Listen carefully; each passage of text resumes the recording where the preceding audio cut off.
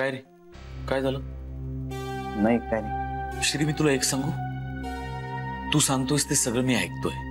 माझं एक ऐकशील? एकटा काहीही सोसू नकोस प्लीज प्लीज. थ्रेट मेल्स यायला लागले. म्हणजे वाचतो.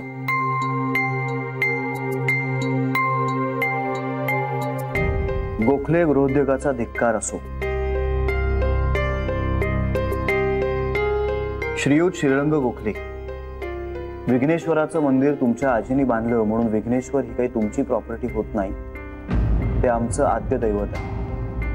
आणि ज्या गोऱ्यांनी आपल्यावर राज्य केलं त्या जुलमी इंग्रजांच्या पदार्थांना तुम्ही आमच्या देवाचं नाव देऊन आमच्या भावना दुखावल्या आहेत.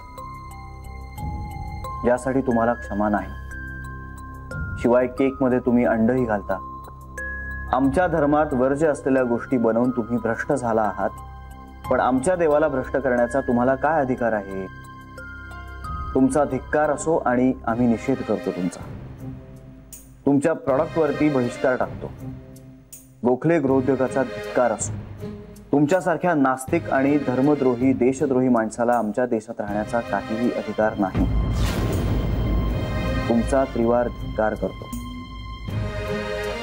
मिलिंद नामदोशी.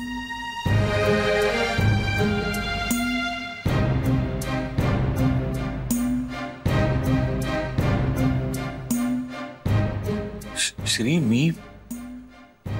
मी प्रेमाने बनवलेल्या एका पदार्थामुळे देव कसा काय भ्रष्ट होऊ शकतो? हा, इतका छोटा आहे देव, इतका छोटा.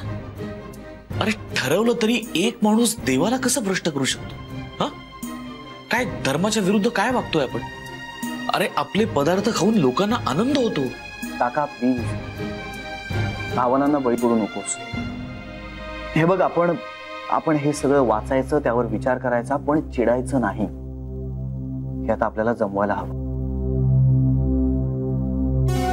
अरे का